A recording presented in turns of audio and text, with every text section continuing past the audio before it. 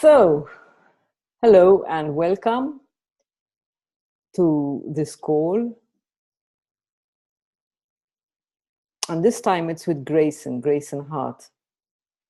And I think I had told Grayson that I wanted to record, I wanted this call to be another in the series of living a gentler life or having a gentler experience of life. But I changed my mind. And I changed my mind because I saw something quite clearly last week, simply because of a post that Grayson posted, and because Nikki Bartley on that same day pointed it out to me. And I was practicing this in the shower, and it's not coming out as I was hoping it would come out. But anyway, basically, what I noticed is that I'm following other teachers around, and I'm not giving enough room to my own wisdom. And as much as I value what other teachers have to say, I'm looking to others for that feeling that is all the time present within me.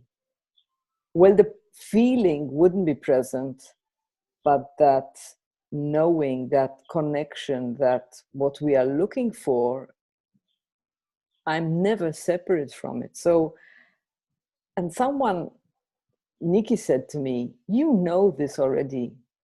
You're just standing up and walking away from it. You're walking in the other direction. So, and just forgive this little rant, because I really, what I really want for the listeners and for those who aren't here present and for those who will listen to this recording is, if there's one thing that I'd really like people to understand and to take with them, is to give infinite space to the wisdom that is already present within them. In creating these conversations, I don't want to inadvertently create a following, because my intention is to create leaders. My intention is to say, right, it's there, this ever knowing, this presence.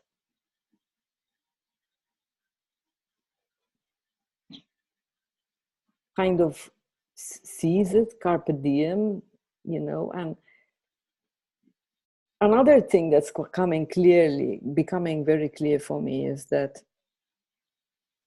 I'm really giving my space, like I am right now, even though I have this voice in my head saying, shut up, let Grayson talk. I'm really also giving myself the space to be me. Because if there's anything, the gift that I've been given is this. Just show up and be you and experience life fully.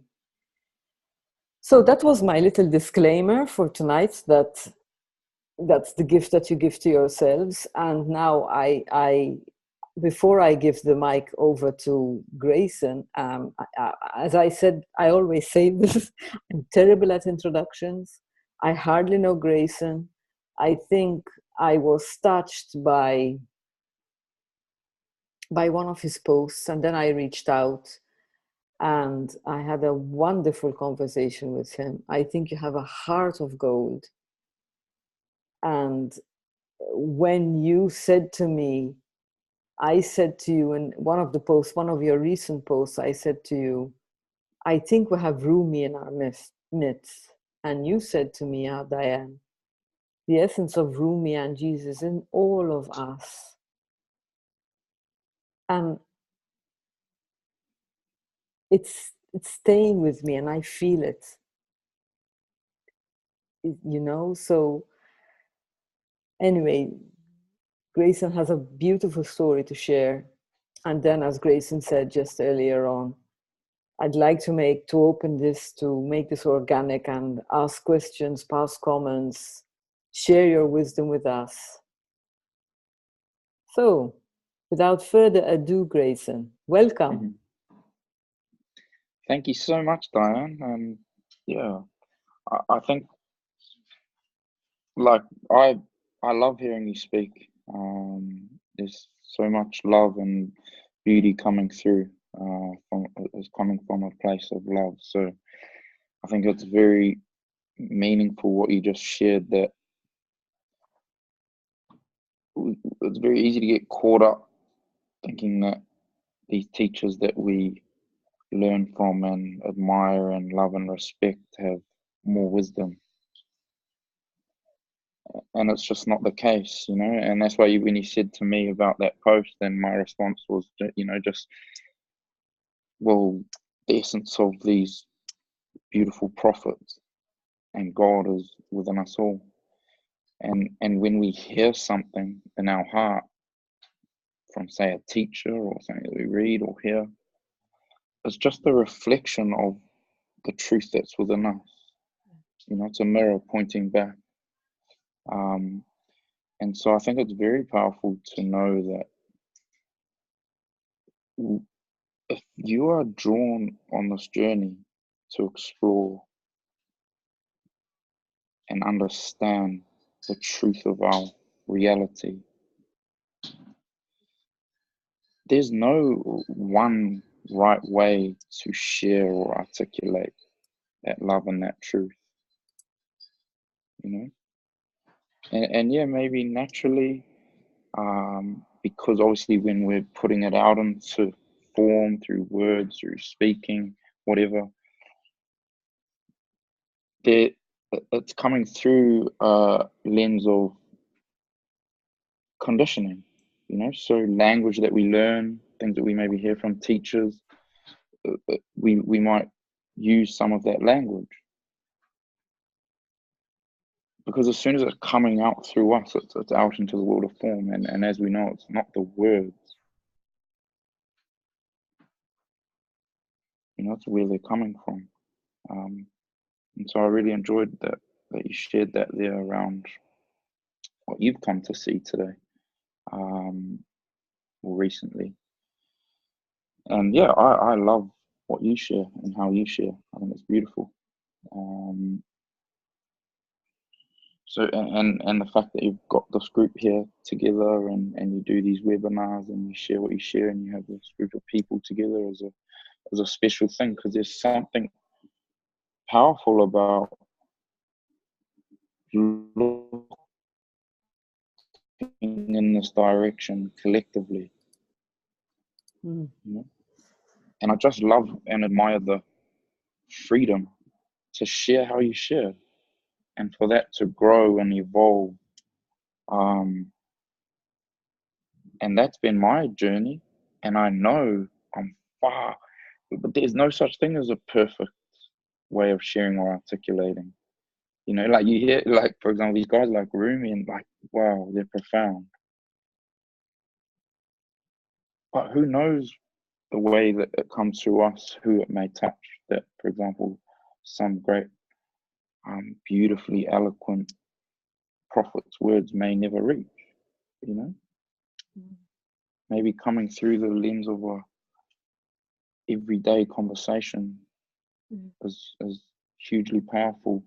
Um, so yeah, I think that there's something beautiful about just showing up from what you know to be true in your heart.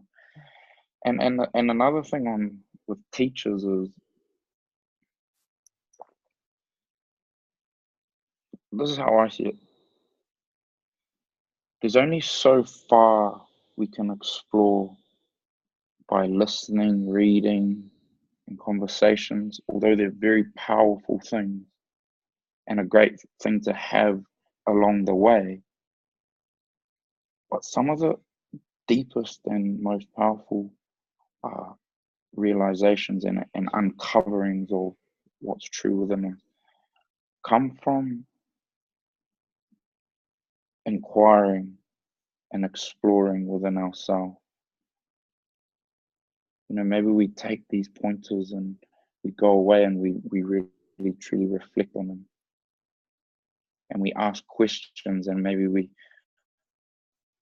we challenge viewpoints or beliefs that we have, and we hold them up in the light of awareness and see where they stand.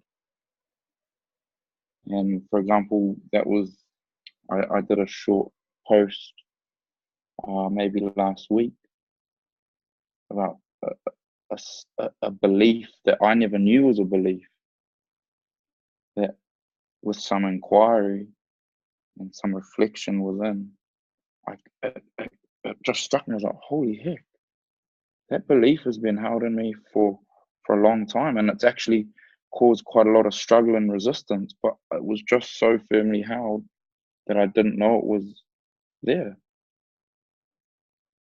And this sort of inquiry and looking within ourselves and exploring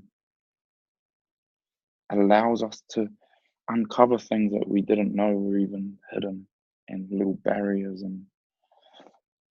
So for example, that thing that I came to see was, I had a belief within me, which was all people should treat people kindly. And I should treat people kindly. And on the flip side of that coin, with that belief, is that, well, if I should treat people kindly, people should treat me kindly. And although I'm not saying it's anything wrong to have that viewpoint and live that way, but when it's held in you as a belief on how the world should work, and the world doesn't play out that way, based upon this belief that you have, there's going to be resistance to what is playing out, and judgment and suffering. Because at the end of the day, suffering for human beings is resisting what is now.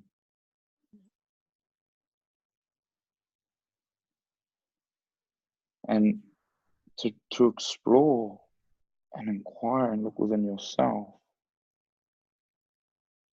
and take these beautiful pointers and things that we read and we hear, and to reflect and look within and see, and to take something from being a concept to actually really shining a light on it within ourselves is powerful, because I think I'm not saying it's simple, but it's simpler to have an insight into, wow, okay, life doesn't work perhaps exactly how I thought that it did. Like this understanding that we're here tonight, we're exploring. The basis of it is we're not what we think we are. We're not what we've been conditioned all along and believe that we are, which is just this body and mind that's a separate entity in the world out there that we perceive as separate from us. And the thoughts and feelings are true and definitive. So we can have an insight into, oh, okay, life doesn't work the way that I think that it does. And it can make sense, and it's almost like we're waking up to what's true. Wow, okay, life is playing out in this infinite space of awareness. And we can wake up to that and see that. But I truly feel that to really take that insight and that awakening from the sleepwalk of suffering that we're separate, and the realization to we're not what we think we are. We're infinite, we're invisible. None of this is definitive. To take that awakening, but to actually then live in line with that takes a commitment to explore and challenge and really bring to light and begin to dissolve all the concepts that are held in place from the years and years of being held in the viewpoint that we are separate and we are this body, and the world out there is Because yes, we can wake up, but then to truly live in line with that and live in that peace, which is the base of that realization, I really, it does take work to realign our being with that, because it has been covered up with misunderstanding for so long. Do you mind if I? Yes, please.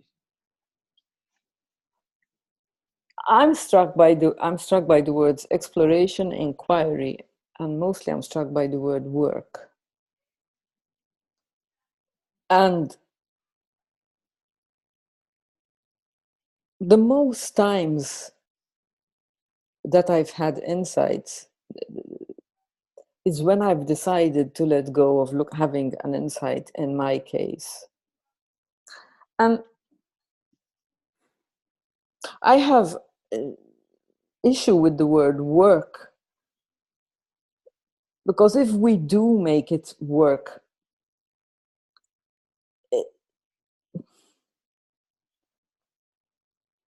it becomes a doing. And I have sincerely found myself of late really exhausted with this inquiry. Mm-hmm. So I have almost reached a point where it's not that I don't care, I do care, but I'm leaving it alone. I'm leaving. And when I leave it alone, I get a whammy.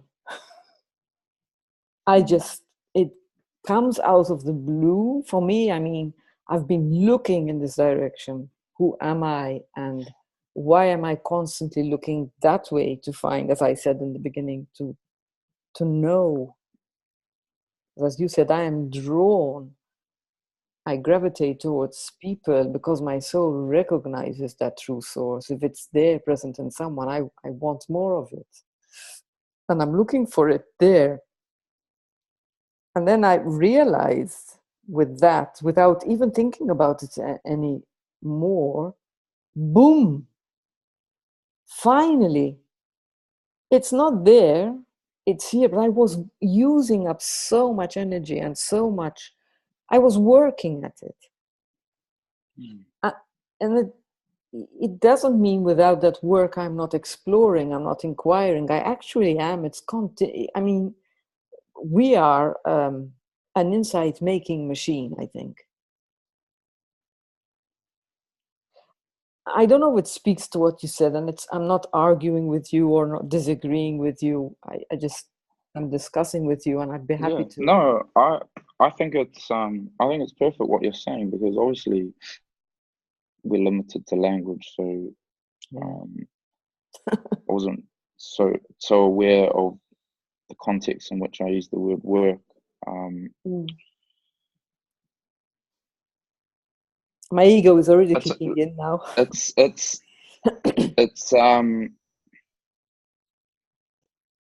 sounds to me as though, like, from what I know of you, Diane, you have a commitment in your heart to explore what's true. That's the commitment that I'm talking about. Okay. Thank you. And then there's a difference to that commitment from the heart, which is who we are, awareness. When I say heart, I'm not talking about our physical heart, but I'm talking about the space of pure infinite love in which all experience arises. You've touched that, and something in you, or that place in you, you've committed to exploring that. Okay. Now, what I'm saying is, I think there's many who see something and then they just expect life's gonna transform and they'll live in an enlightened state because I've had a massive insight into, holy shit, life doesn't work the way that I thought that it does. I've seen a truth here. And there's many teachers who would go around saying there's nothing to do. But what I'm saying is there is something to do. But there's nowhere to get to. That's the difference. Okay, thank you for making that distinction. If you're feeling drained and worn out, you're trying to get somewhere with your exploration. And that's an ego, innocently, that's an ego pursuit with a concept of an outcome. This commitment I'm talking about is from truth itself, to explore truth itself. There's no outcome. Even to have the view that I'm going to become a great speaker, or my relationship's going to go great, or my business is going to work out, or I'm just going to live a great life, that's still an outcome in mind. The purest place to explore and understand is with no outcome mind, just a commitment from within to knowing what's true. So I think it's really helpful what you just said there, because it's easy to get caught up trying to get somewhere and thinking that life should look a different way. You know, and I think that's an interesting thing about sharing what we share, and maybe the people that come to speak to us and work with us, is often they have an outcome in mind.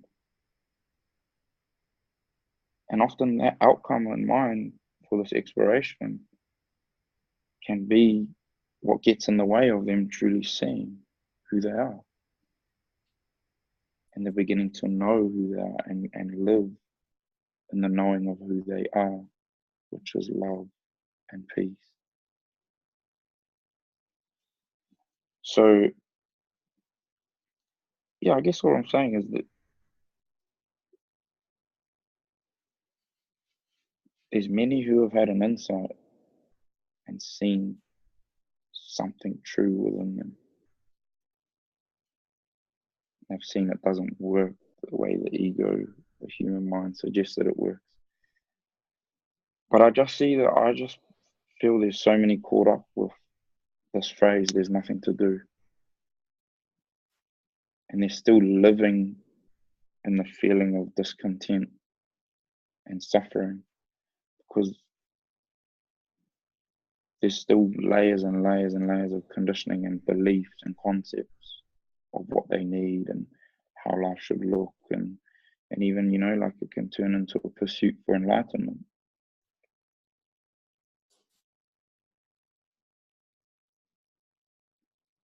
Yeah. I saw it today again for myself. I see it and I catch it. And whereas before I used to chastise myself, I'm much more gentle. I'm more gentle with, I'm 51. So I've had years of conditioning. That's not to say that a younger person isn't conditioned. I think the conditioning starts from when we're really, really, really, really young. I think children get so many no's and get told what to do. Now the difference is that I see, I catch, and I remind myself, and it's like a daily, it's a daily journey. It's a daily. Exactly. Yeah.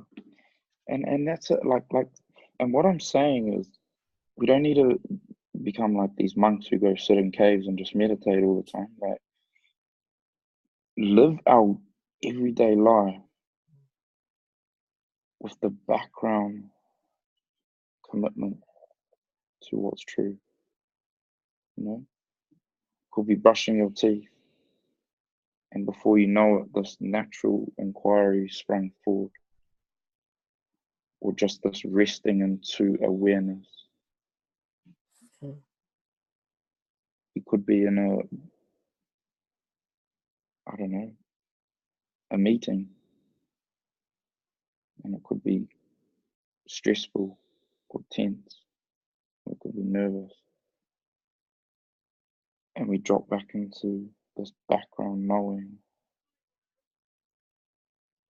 So we drop out of the concept of how this meeting needs to be in order for us to be okay, or what it means or the outcome. And we just see this background as who we are. And then you carry on with your meeting. That's what I mean about, and again, it's maybe I'm not articulating it as clearly as I could with words like commitment, but it is a daily exploration. It's not just, to me, it's beautiful reading and listening and talking, but when it starts to become something that is the background of your daily life,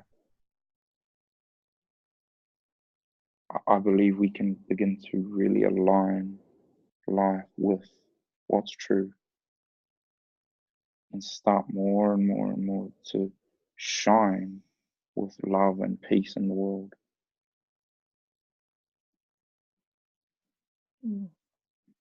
I think we can start to be more ourselves. And I think I will start to call my meetings or these calls, these conversations, be you. Mhm. I mean, it can be even in just before I had supper, I decided I just wanted to have greens today. So I went to the shop, I bought some organic whatever. Anyway, the story is when I was riding my bike, there was a cat and there was a crow. And it was late, but I just stopped.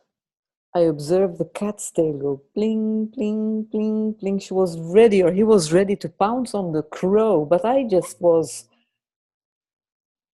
was at one with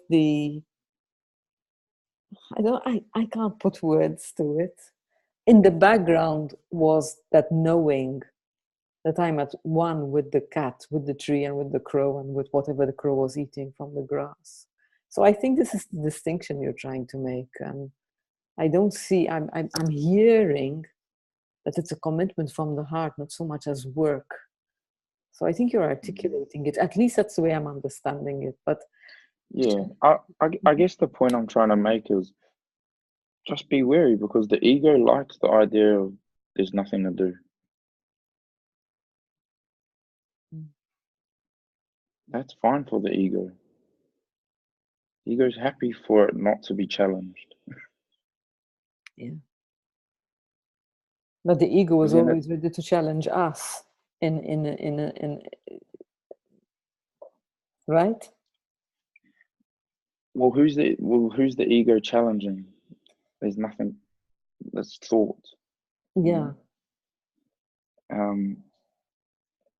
So yeah, the ego will compare and That's what I mean, I think.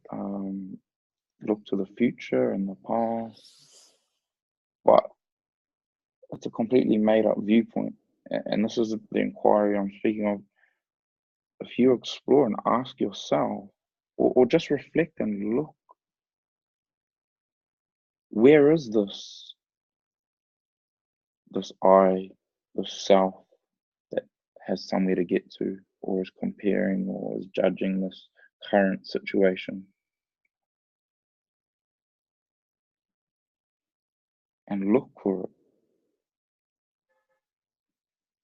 and see if you can find this apparent self that compares, that has somewhere else better to get to, that doesn't like this scenario or doesn't like this life.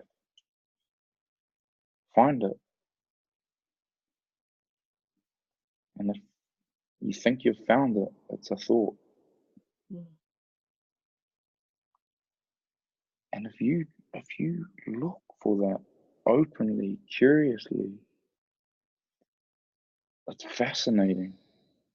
You can be in the midst of absolute suffering, and you can inquire and look for this apparent self that is the one that seems to be suffering, and you cannot find it. It's made up. And then as you go looking openly, curiously, the only place you can get to beyond these thoughts is pure awareness, pure consciousness, our true self. And that's when these things start to dissolve. And what I'm saying with this commitment, this inquiry is, you can do that at any time. Because this apparent self throws out all these little ideas and beliefs that we don't even realize all the time. And they're just underlying suffering and resistance. And if you look for that apparent self, it's quite mind-blowing because it ain't there. And then you're like, whoa, sheesh, what are these things, these ideas? They're just transient thoughts that are seeming to be real because they've just been sitting around, coming and going, the same content for a long time. It's what conditioned thoughts, beliefs are. It's just a thought that seems to be real that just keeps popping up. But you look to the one who is apparently the knower of that thought, the self that's the knower of that thought, which from the ego, which is conditioned thinking, says this, it's this body, it's this intellect, it's this identity. If you look and inquire and try to find that, you can't. And that's when you see the innocence in all of us. We all get caught up seeing that that's true. And the beauty of these conversations and this journey that we're on is somehow we are open to shining a light on that misunderstanding. And I guess for some reason, what I feel drawn to sharing in this call, which I had no plan to do, but it's just sort of gone that way, is that because what I'm seeing in my own journey is we can go clearer and clearer and clearer. We can live it more and more and more as that background. Life doesn't have to look extravagantly different,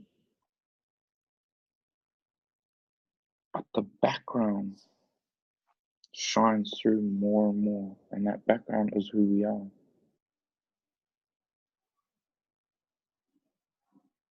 And that's when, like what you're saying, Diane, you don't need to rely upon teachers and look to them as their word is greater.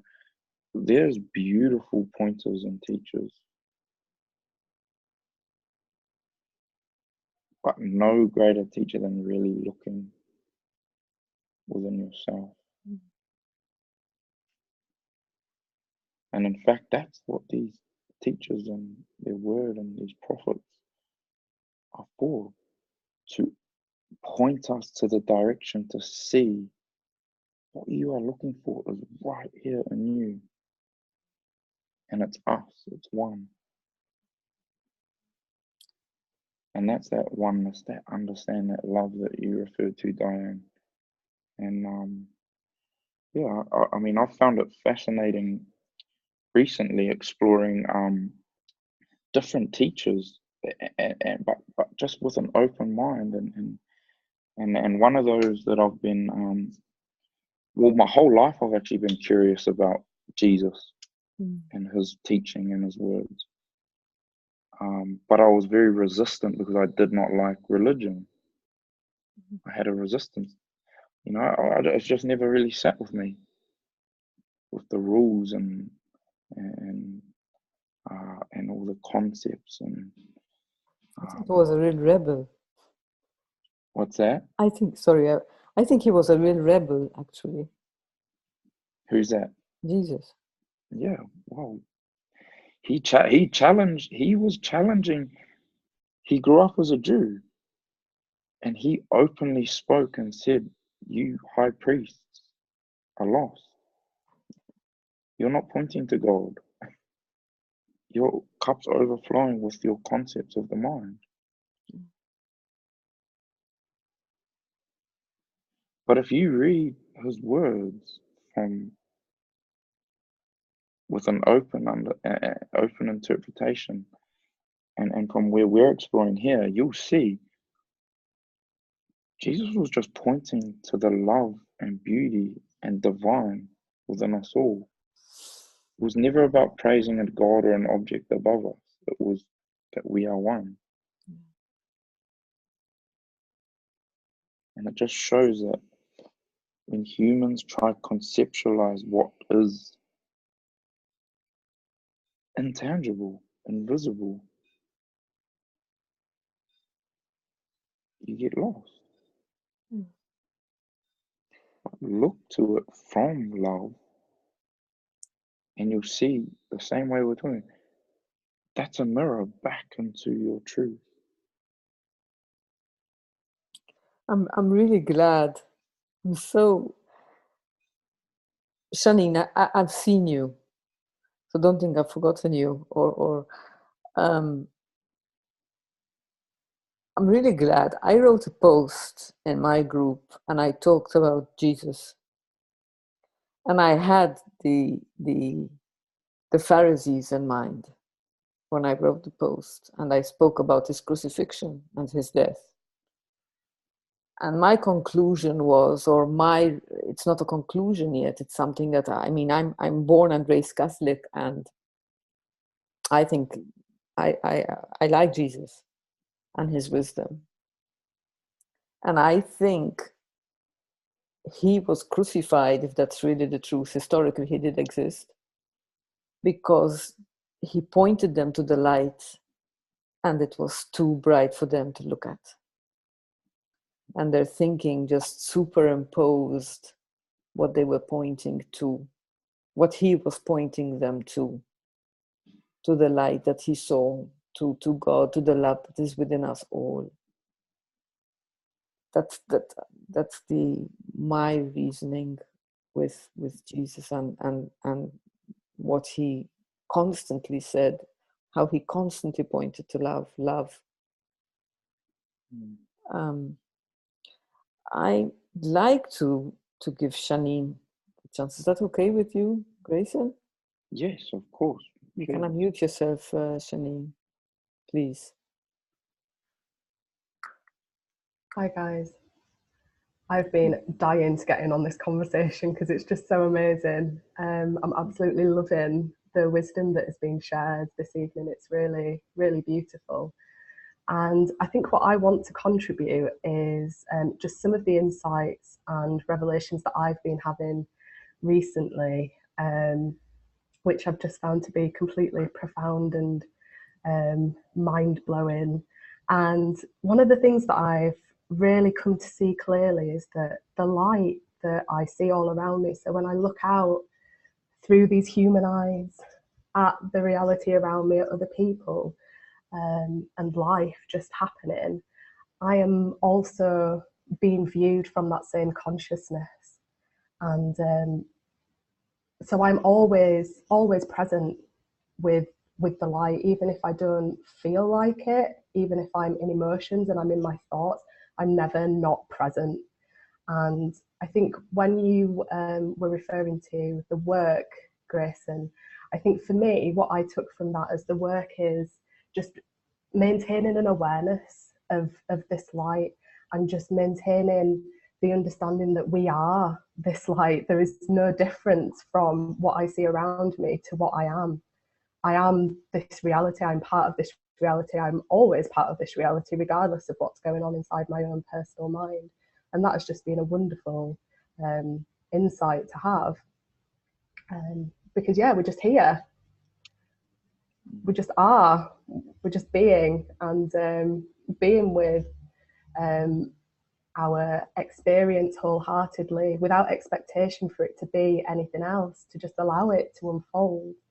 It's just a truly beautiful experience. I mean, how freaking privileged are we to just be able to enjoy life, just to see it unfolding, just to see it happening all around us, and to play and have fun and just have these wonderful experiences.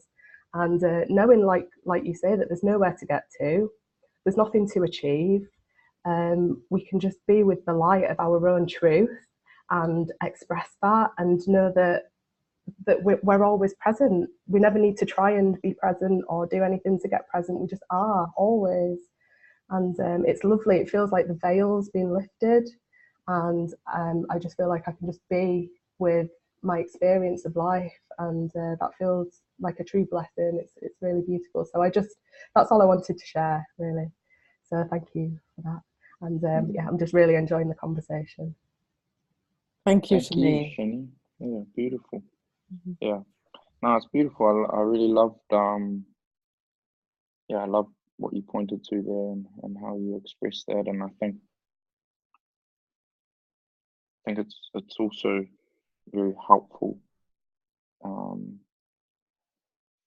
to point people to the fact that the light and the love and the beauty that Shani's pointing to doesn't always play out in life and look like love and beauty. And, you know, life plays out the way it does. There's going to be challenges. There's going to be times where we feel down and stuck. But the love and the beauty that Shani so beautifully articulated there is constantly the background. And that knowing is enough. And that shines a light on those judgments which say this challenging time is not how it should be. Or this is not good enough. Or I need to get to here. Or life will be better when this happens. Life's gonna throw challenges, ups and downs. We're gonna feel stuck. We're gonna feel lost.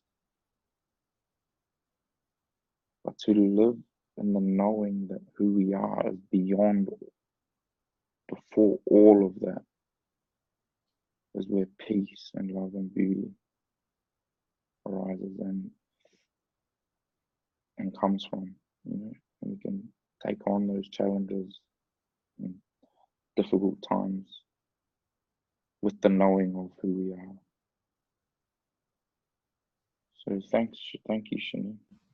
It's my pleasure. We can just be, knowing that we're always held in consciousness, we're always seen, we're always present, and that's just wonderfully liberating. It takes so much pressure out of life to know that we can just show up and do our best, and that's enough.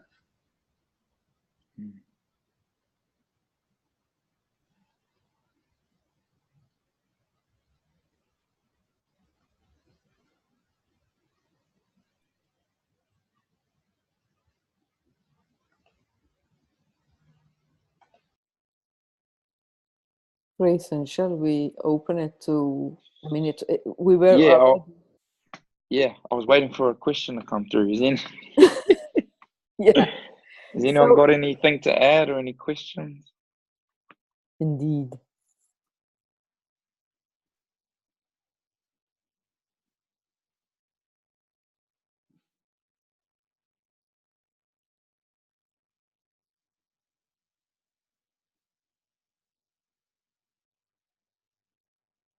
Feel free to jump right in. Or not. Can I ask something? Please. Hello. Hi. You know, when you said the ego likes that, the ego likes doing nothing, just there's nothing to do, the ego likes that. It sounds like, but the ego doesn't exist, does it? Yeah. So what do you mean? this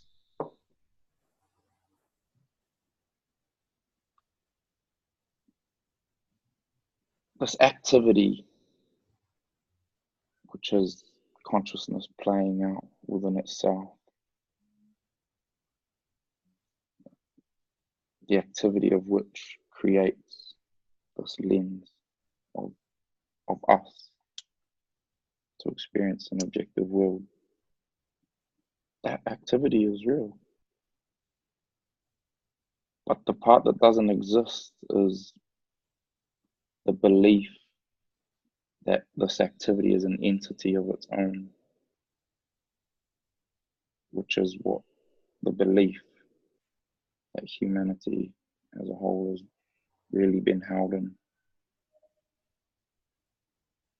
and stuck in.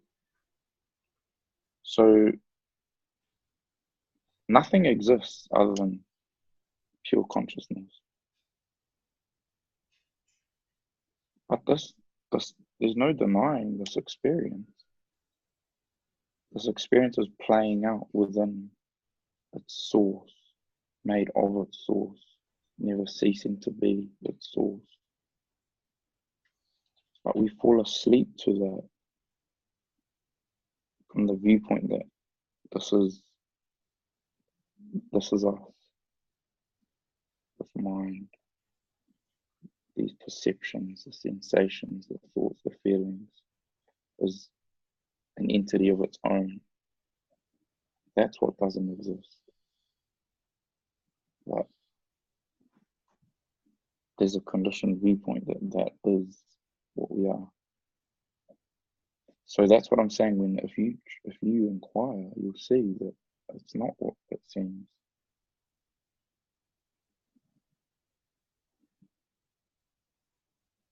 You'll always find, or you won't find it, but there's nothing. It's awareness. When you trace back, and that awareness is just pure knowing. Because if you look at, for example, a thought,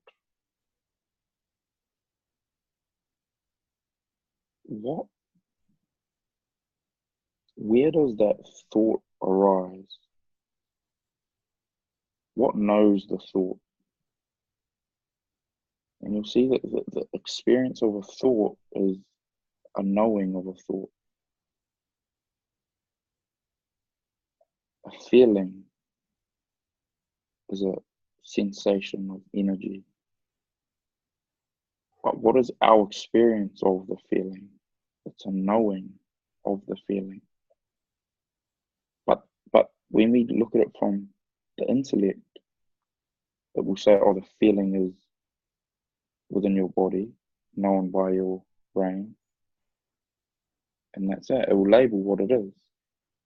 But if you actually inquire and look within and actually see for yourself, rather than referring to your intellect and thoughts to label what it is, because they'll do that. That's just what we're conditioned to do, label everything. And we just live in the beliefs of those labels. But if you look and see, like later go try it, like close your eyes and reflect on the nature of the feeling of your body. All that truly exists when you trace it back is the knowing of this feeling. And what is the knowing? The knowing is pure awareness. So yeah, these experiences, they're real. They're not what we fall for when we fall for these concepts of the mind, which will label what they are, which will say you and I are separate. Me and my dog are separate. Me and the world out there are separate. Like inquire, find the space of separation. You can't. only thought will say that it's separate, because it's infinite consciousness playing out within itself. I would imagine it leads to you just leaving everything alone. Absolutely every feeling, just leaving it totally alone. There's nothing else to do, because it's not. Yeah. I guess, because I know what you're saying. Yeah, I know what you're saying. But even you've got to be careful, because leaving it alone makes it sound like that's doing something kind of thing with it. But you're right. Like, a byproduct of it is just like, you just live. You just live, and you'll do what you do, and you'll show up, and things are still going to make sense for you to do, and you have your loves and your passions and things that you enjoy doing. But it's there's a space, there's a knowing of freedom that none of it's definitive. Because when we live from these labels and concepts all the time, it always seems like something needs to happen with what we're doing. There's something to get to. Or this now here is not what it should be. Or this body isn't good enough. Or this self, me, is not smart enough. Or whatever concepts that are just there. And they're all seeming to be true because we've never challenged these little concepts. But I mean, it may sound silly, but even like just later, or even now if you want, try. Just close your eyes. Like, how profoundly different is our experience from having eyes open to close? But we just don't consider that. Our whole world changes when you close your eyes.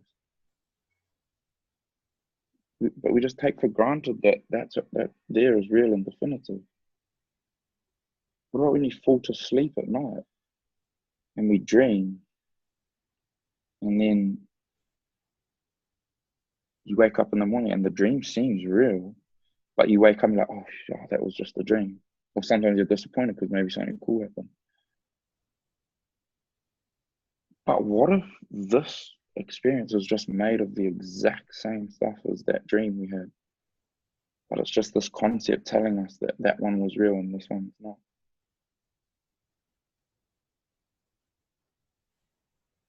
And that's what I'm saying, this commitment, this inquiry. Not with something to get to with it, but just to slowly and lovingly and curiously and openly start to unravel some of these limiting concepts.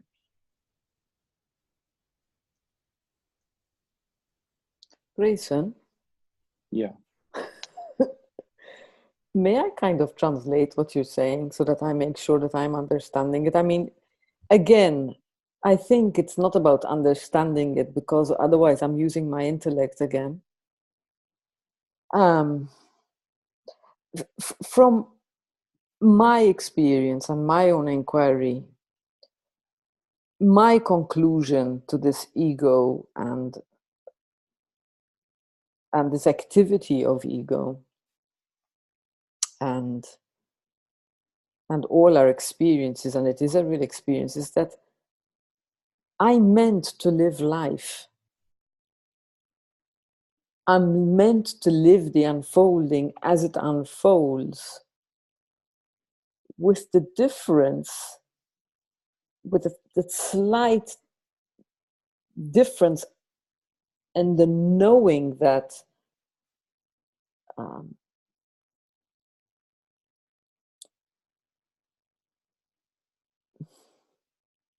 that this, whatever it is that I'm connected to, and this infinite consciousness and how it's playing out, it's there always. And I don't have to, the words aren't coming out right, I can't articulate it. To me, it's, if I was born and I came I'm here to live life. So the point is not trying to get to a spiritual level here and forget my humanity.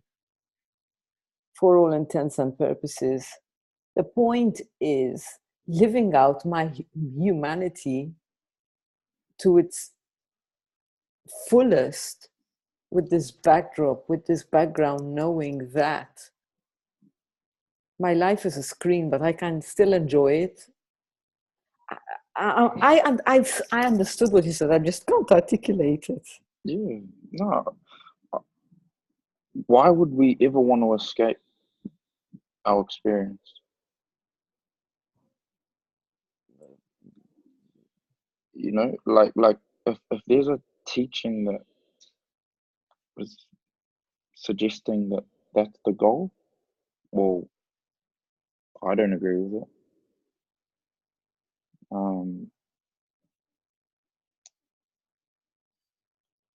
To understand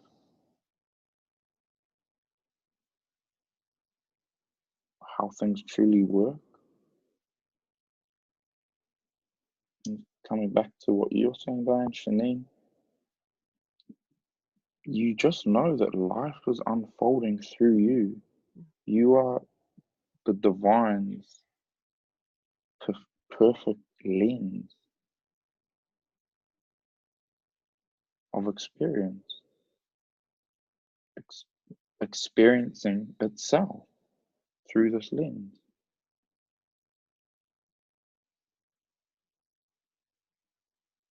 Our true self, all of us.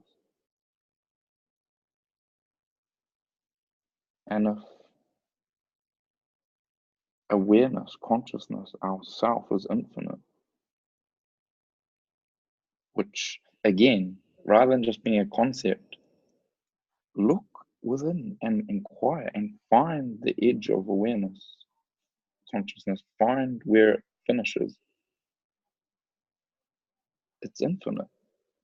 Because what this is about is going, we live in concept. We have lived in concept our whole life, conditioned concept.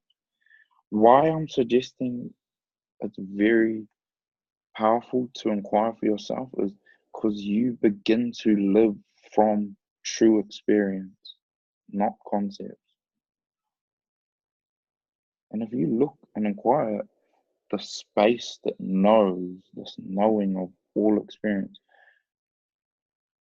find the edge to it. It's not possible. It's infinite. For something to be infinite, there can only be one infinite, because infinite all things. So this life, this experience of a body, the world out there, all its unfoldings, is made of the infinite. And yeah, you're right, like we don't always see that. No, that's not the goal. That's not the design. But to live with an exploration, to understand that.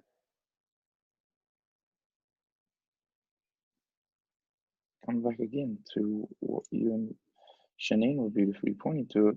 You just know that life's an unfolding of the divine through you. Because our greatest suffering in life is resistance from this apparent self that doesn't actually exist, saying how things should be. And when we inquire to the nature of that self, really all you'll find is it doesn't exist.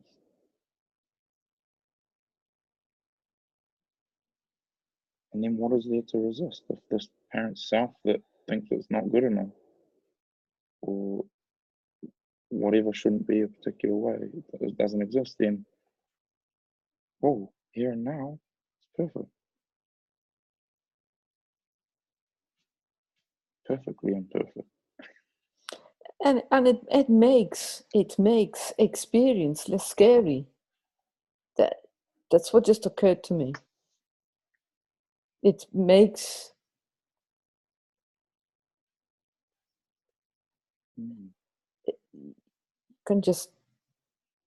it makes it less scary. That's all. It's or whatever it is. Yeah, yeah. Like I still play sports, and I drop into this knowing that it's all a game, even throughout the time I'm playing.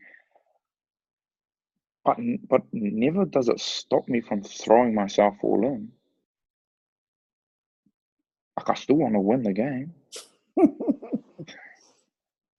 You know, I want to play well. Like, and I go for it. Mm. But whereas that used to, and I'm not saying this doesn't happen because we're human. So I get into insecurity and stuff like that, and I get caught up and lost. But more and more and more through this journey of exploring, that throwing myself into things, it doesn't come with that constant worry of what it all means and the judgment of myself and others and the worry of what they think. And I'm like, yeah, that stuff plays out from time to time, but you just start through this inquiry, you see that those thoughts aren't real. You're learning to play more. That's my experience. I'm learning to play more with what is. Yeah, I think a byproduct of it, a byproduct of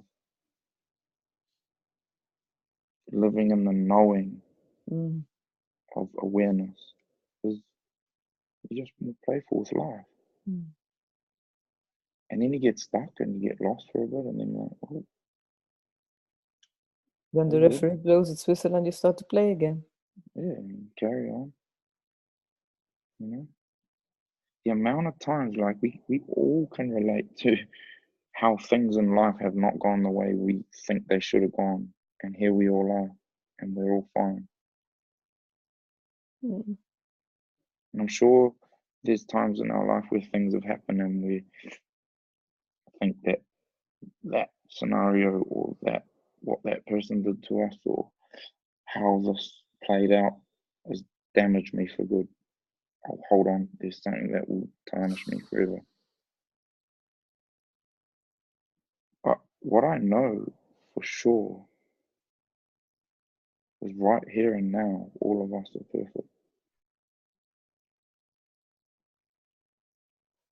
Because who we are can never, ever be tarnished by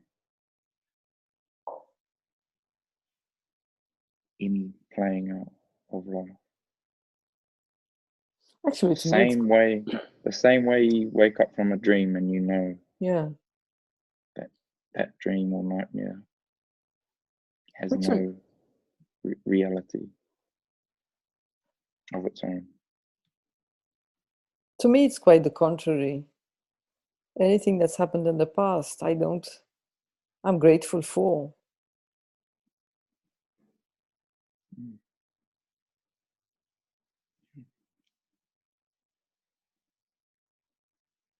I'm so eager to I interrupted you a couple of times. Oh, good. Shanine, I think, go ahead and unmute yourself, please.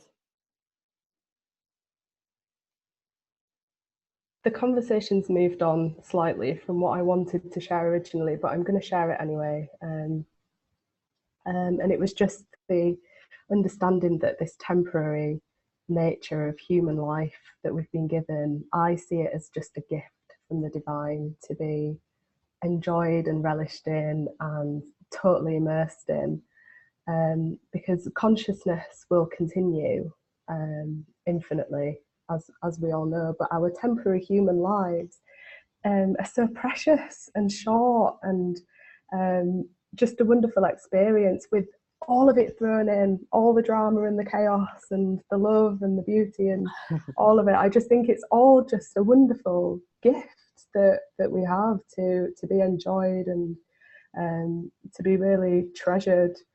So yeah, that's kind of all I wanted to share. Like I say, the conversation's moved on slightly, but I still felt that it was a relevant point to share, because I do think we do get lost sometimes in what's going on in our personal life, and we do forget that it is just an experience that we're all having and sharing, and when we can truly see that, all of the stuff that goes on, the emotions, the everyday dramas of life, just tend to be part of that bigger story. They just tend to be part of that bigger experience, and it's almost like there's an underlying, not humor, but there's kind of like, it's insignificant in comparison with the bigger picture of our reality and our experience of life. And I just find so much comfort in that when I am in those kind of dark states of mind, that this light of truth and this light of our reality and consciousness is always, always, always, always, always there.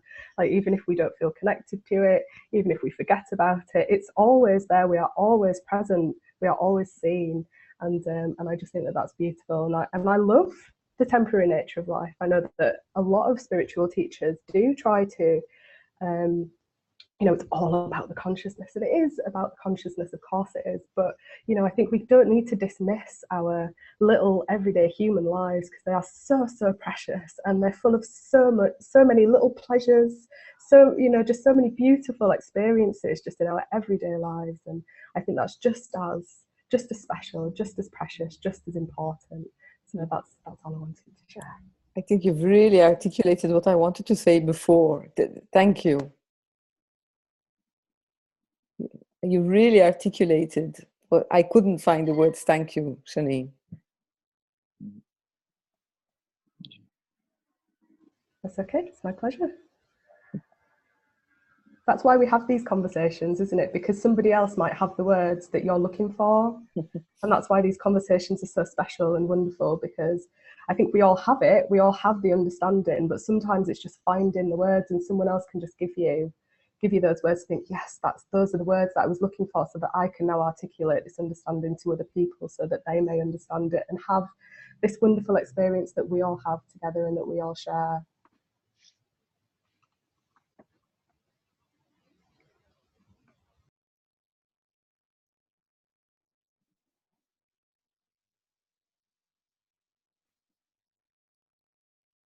Joel, can I pick on you? I was just getting up to take care of something really quick, and you caught me. Hi. Go away. No, I've just observed you looking and being immersed in it. So I'm just curious to know what's going on in that brain of yours, or in that soul of yours. Oh, well, there may be lots going on in the soul, not much in the brain this morning, but long night with not a lot of sleep. No, I'm just enjoying the conversation very much. Grayson was talking earlier about the inquiry of like looking to see, who's the one who's suffering. I'm putting in my words, not his words, but my mind went on a little reverie after that, kind of remembering a recent experience that I'd had where I had that exact sort of inquiry in a moment of otherwise looked like very solid suffering. And it was astonishing how quickly the suffering aspect of the experience dissolved. I don't know if it's worth detailing the whole thing, but just briefly, I'd imagine that somebody had disappointed me, like they had made what looked like a promise, and then backed out of it at a time that looked crucial, and brought up a whole bunch of feelings and familiar condition or patterns of suffering that I'd noticed in the past. And I decided to pursue exactly what Grayson had said, because I'd actually been sharing that with other people I've been working with. I thought, well, let me put up or shut up here. Let me see if there's actually something to examining this from the standpoint of who is the one who is suffering here. And a couple of things happened in that were really worthwhile. Like, first of all, just the act of inquiring who's the one who's suffering, I experience as an immediate relief of some of the suffering, because just to ask that question, I found myself in the role of the more conscious observer. So already the me that I was looking for to describe who was there, I could sense that I was making that up already. So the value from just asking the question was very profound. And then what I saw was, there's just this very intensely layered hornet's nest of different thinking that I've temporarily decided is a solid me confronting this situation. And that, I don't know if this will make sense exactly, but it hit me that throughout all of my life, I had various endless different configurations of just ideas that added up to what I thought was a solid and continuous me over time. And each of these different configurations would derive different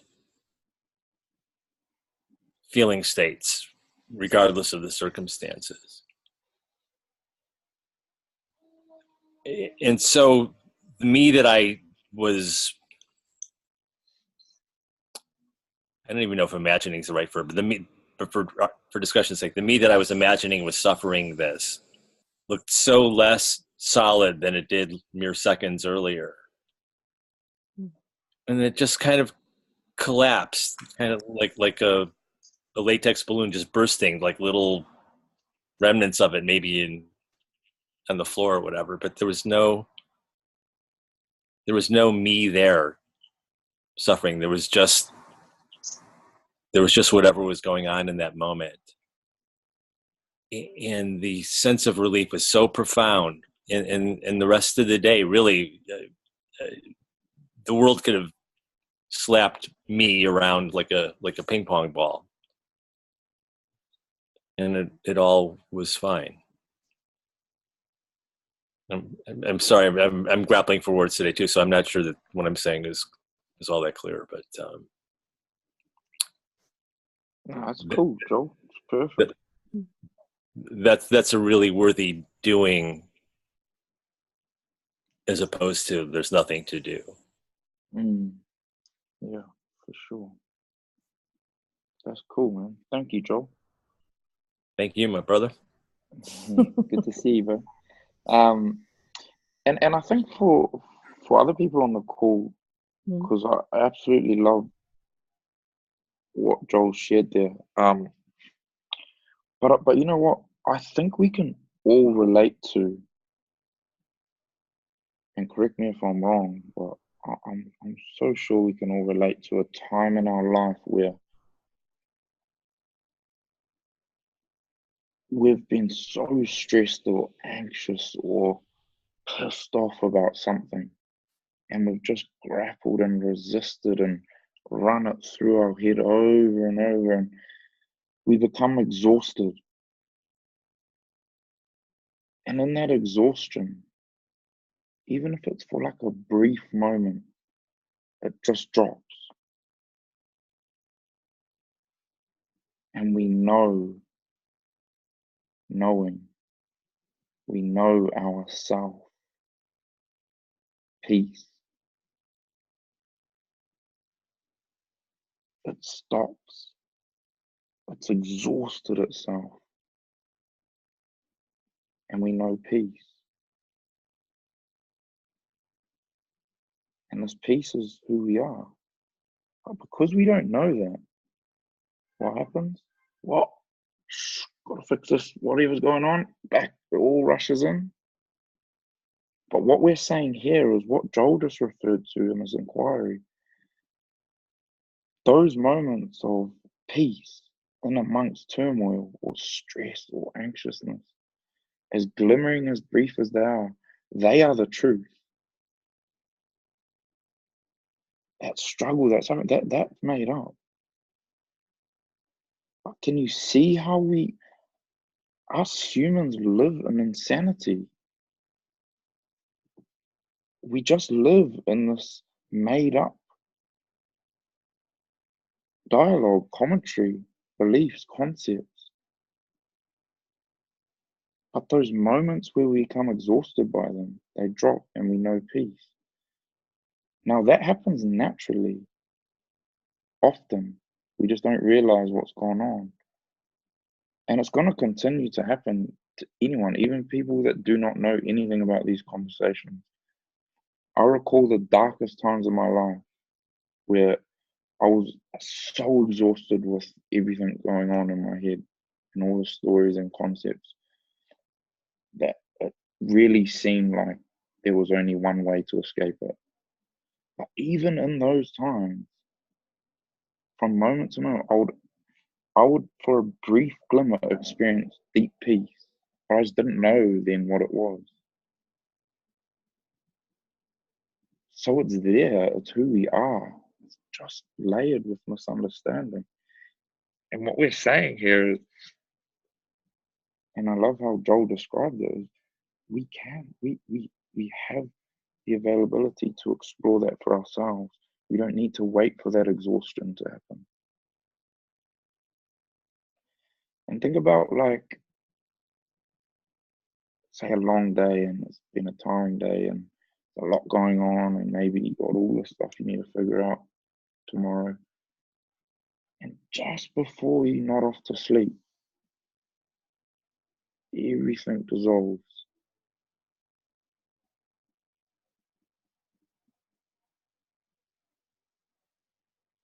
The exhaustion of somewhere to get to and all this dialogue just ceases for a moment. And it's peace.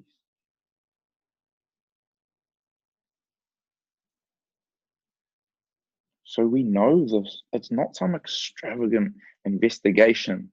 And that's why I love how Joel described it, because it's so normal and natural. It's just what we are.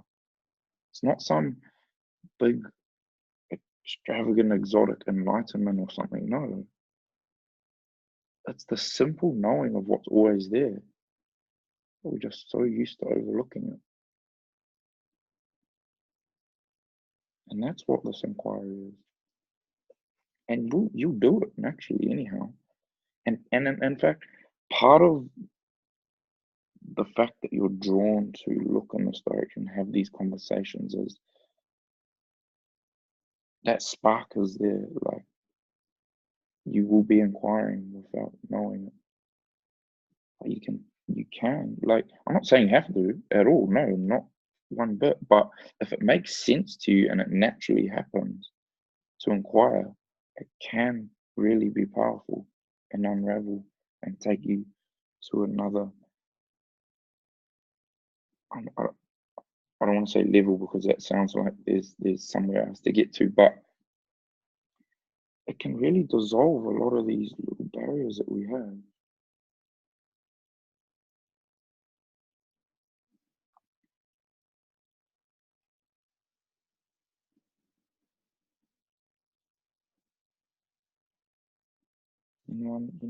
Any other questions or anyone else?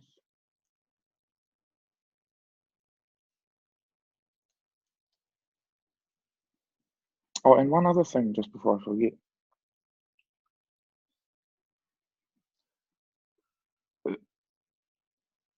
I guess in this understanding that we share, we point a lot to the invisible nature beyond the intellect and the body, and say, phrases and words like our true self and these things. And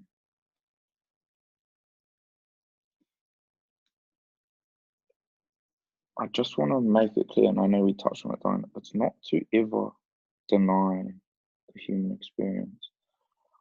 But I guess the reason we explore and put such an emphasis on looking to the invisible, the background,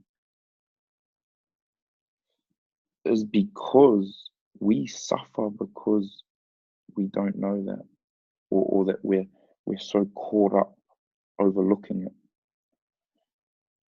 We don't need more reminders of being human because we're just caught up in that.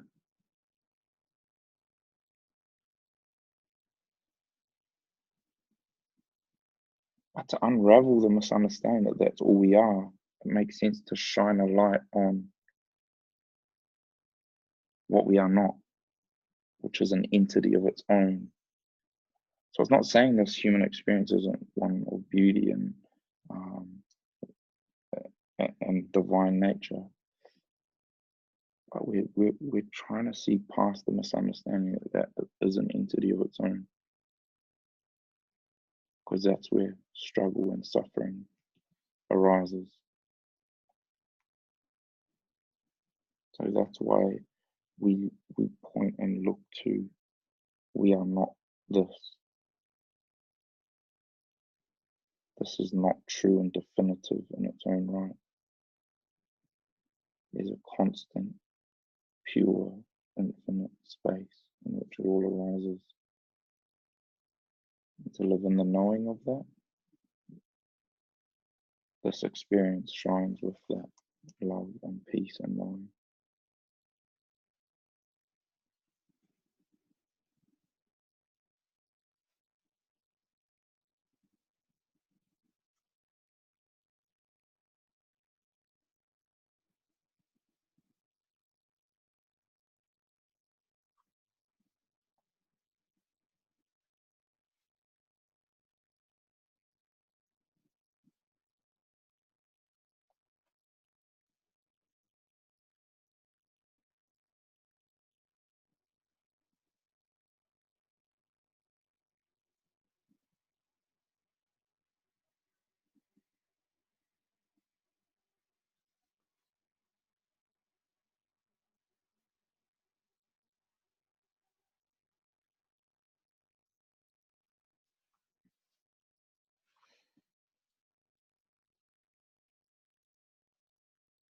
You're still muted, Diane.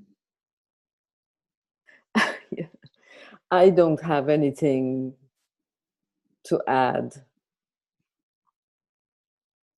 or maybe this is a good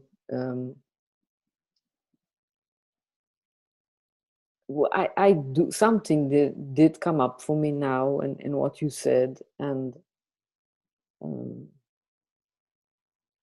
but I'm not sure, it's not quite clear for me, so I'll just ponder about it myself. Feel free to try, or you can ask me another time. Maybe you can message me and you can post it later. Yeah.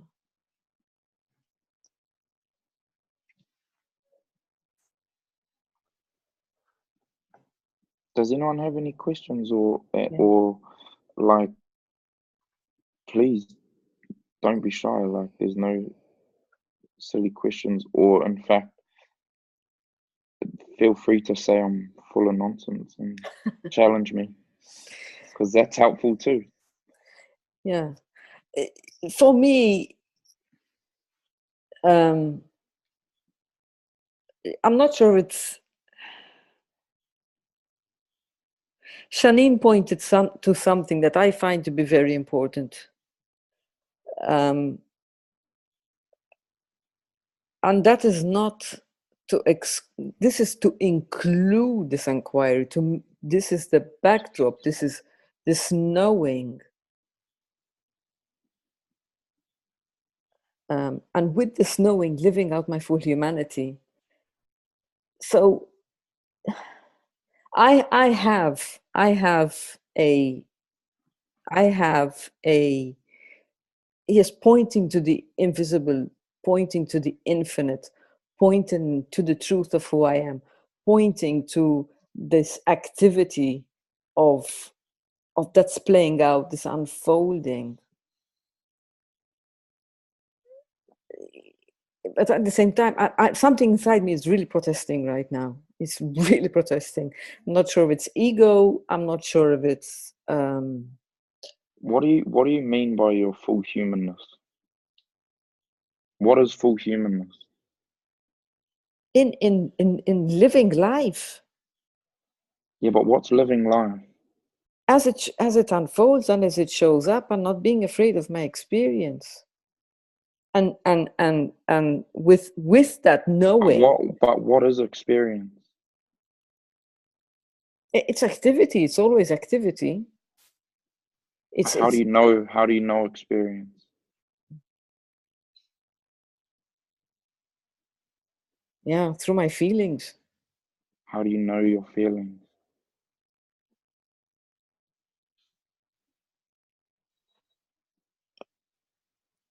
Through my emotions.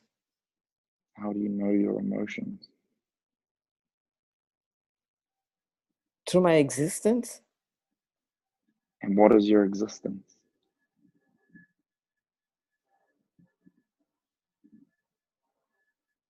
Yeah, me. Yeah, perfect. There's no real answer. It's awareness. No. You can't put a label on it. No, you can't. So everything that you just described is known by who you are. They're not who you are. That's what we're pointing to here. Humans struggle when they think that who they are is all those things you listed. They're not essentially who you are. Yes, I'm not arguing with that. No, I'm not arguing with you. We're on the same page. Yes, we're completely. But I find that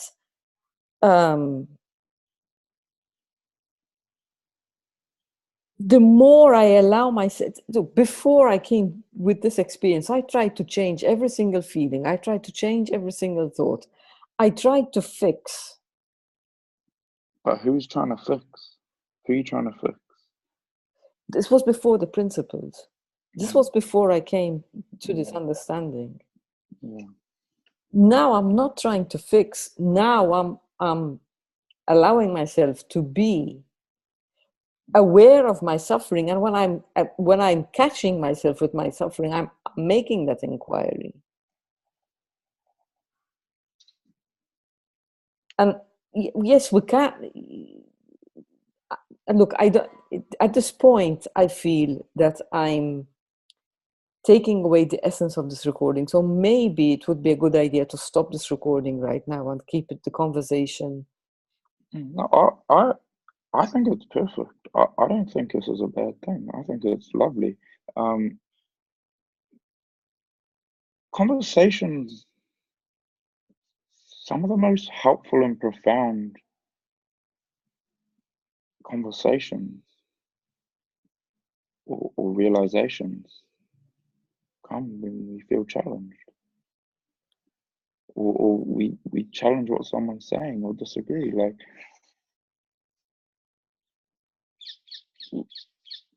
you don't always have to, like it's helpful to inquire and go deeper into what someone's saying, because otherwise we just take what everyone says and go away and make it into another concept, Yeah.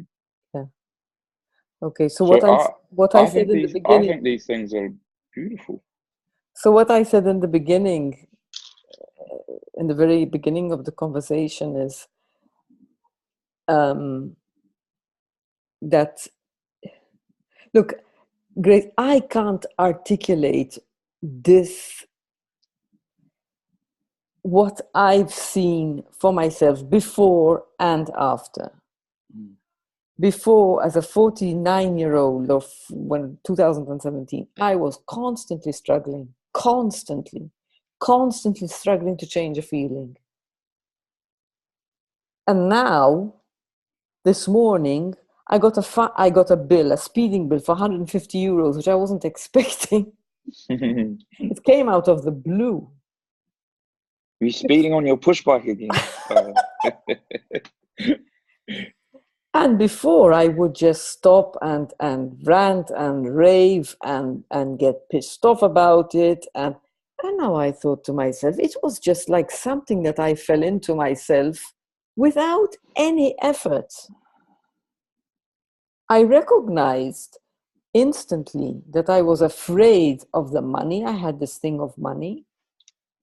And instantly, and then it just switched, it just dropped away for me. It was, before it would have taken me a full 2 days to get over it. I think what I'm trying to say is, if I have a feeling, and I recognize it as anger, I know that it's anger, but I am not rejecting my feelings. I'm not rejecting the whole and the sum of what's unfolding in the moment. And that, to me, is having the full experience of life as it unfolds. Knowing that in the background, I am not my feelings, I am not my thoughts, I am not my emotions, I am not what's unfolding. I am the observer and I'm watching it. But at the same time, not denying.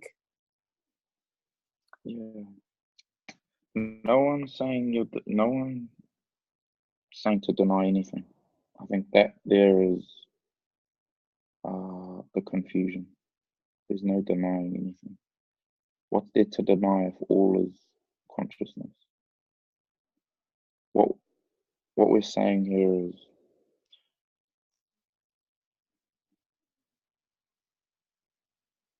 the fact that you're describing how things are playing out differently for you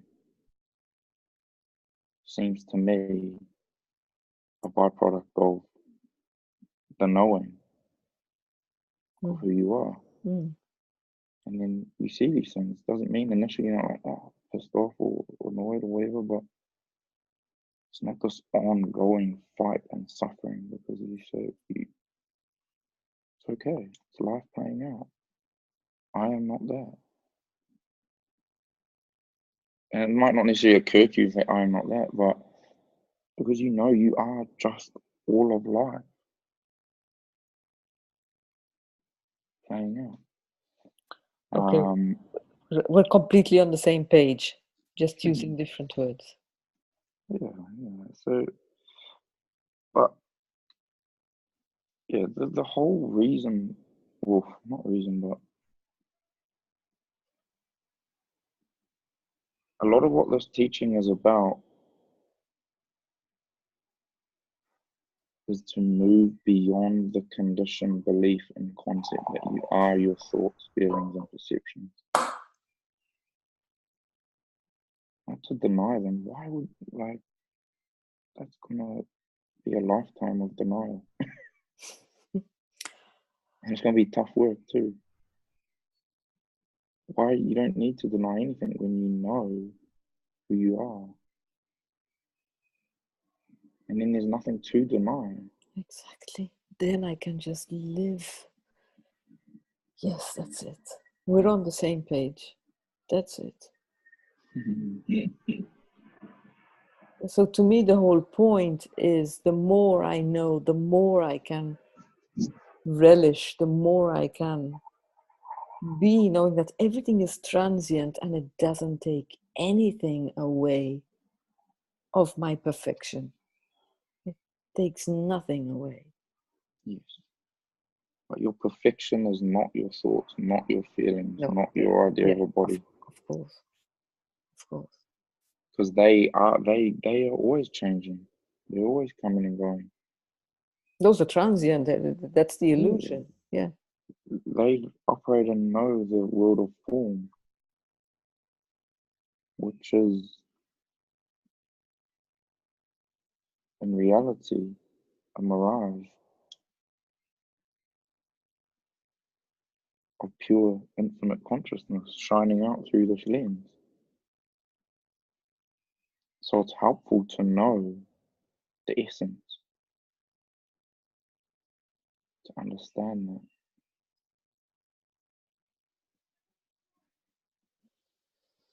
Not to try and escape it, or deny it at all. The beauty is in understanding.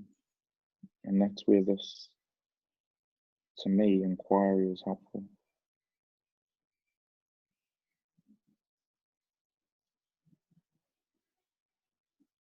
But this, like I said, this inquiry happens naturally. But if it feels true to you or natural, and it's got to be natural, can't be somewhere to get to with it. And then beautiful. It's part of that journey that we're all on. And we're all on this journey, or otherwise why would we be on this call together? Why would we? Exactly. Yeah.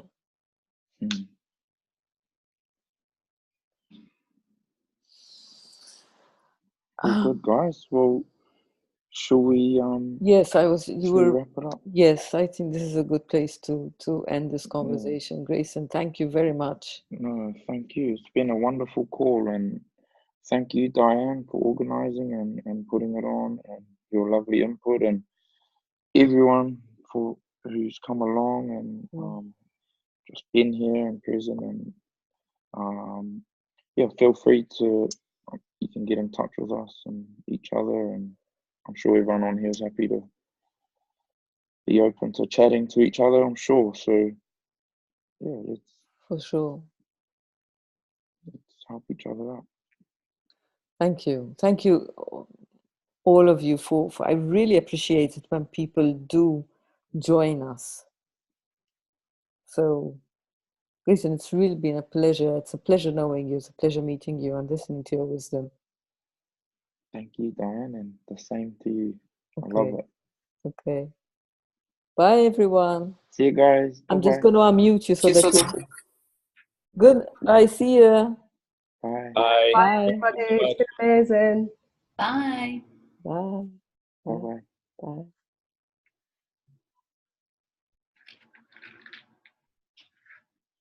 Grayson. Oh, he's gone.